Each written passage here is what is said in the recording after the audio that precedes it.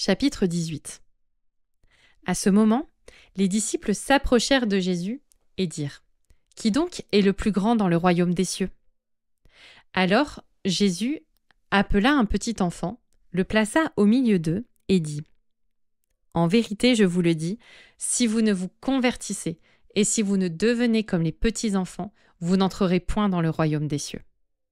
C'est pourquoi quiconque se rendra humble comme ce petit enfant sera le plus grand dans le royaume des cieux. Et quiconque reçoit en mon nom un petit enfant comme celui-ci me reçoit moi-même.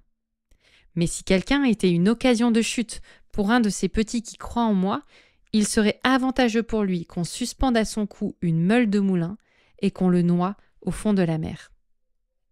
Malheur au monde à cause des occasions de chute, car il est inévitable qu'il se produise des occasions de chute, mais malheur à l'homme par qui elles se produisent. Si ta main ou ton pied est pour toi une occasion de chute, coupe-les et jette-les loin de toi. Mieux vaut pour toi entrer dans la vie manchot ou boiteux que d'avoir 2 pieds ou 2 mains et d'être jeté dans le feu éternel. Et si ton œil est pour toi une occasion de chute, arrache-le et jette-le loin de toi. Mieux vaut pour toi entrer dans la vie borgne que d'avoir 2 yeux et d'être jeté dans la géhenne de feu. Gardez-vous de mépriser un seul de ces petits, car je vous dis que leurs anges dans les cieux voient continuellement la face de mon Père qui est dans les cieux. Car le Fils de l'homme est venu sauver ceux qui étaient perdus.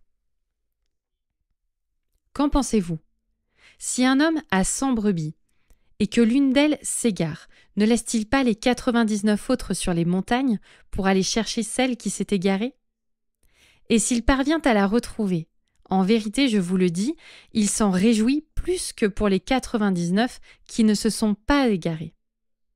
De même, ce n'est pas la volonté de votre Père qui est dans les cieux qu'il se perde un seul de ces petits. Si ton frère a péché, va et reprends-le seul à seul. S'il t'écoute, tu as gagné ton frère. Mais s'il ne t'écoute pas, prends avec toi 1 ou 2 personnes, afin que toute l'affaire se règle sur la parole de 2 ou 3 témoins. S'il refuse de les écouter, dis-le à l'Église, et s'il refuse aussi d'écouter l'Église, qu'il soit pour toi comme un païen ou un péager. En vérité, je vous le dis, tout ce que vous lierez sur la terre sera lié dans le ciel, et tout ce que vous délierez sur la terre sera délié dans le ciel. En vérité, je vous dis encore que si 2 d'entre vous s'accordent sur la terre pour demander quoi que ce soit, cela leur sera donné par mon Père qui est dans les cieux. Car là où 2 ou 3 sont assemblés en mon nom, je suis au milieu d'eux. Alors Pierre s'approcha et lui dit : « Seigneur, combien de fois pardonnerai-je à mon frère lorsqu'il péchera contre moi ? Jusqu'à 7 fois ? » Jésus lui dit : « Je ne te dis pas jusqu'à 7 fois, mais jusqu'à 70 fois 7 fois. » C'est pourquoi le royaume des cieux est semblable à un roi qui voulut faire rendre compte à ses serviteurs. Quand il se mit à compter, on lui en amena un qui devait 10 000 talents. Comme il n'avait pas de quoi payer, son maître ordonna de le vendre, lui, sa femme et ses enfants, et tout ce qu'il avait, et de payer la dette.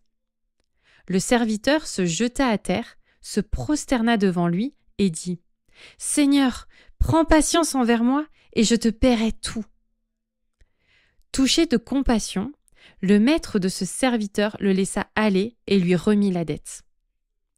En sortant, ce serviteur trouva un de ses compagnons qui lui devait 100 deniers.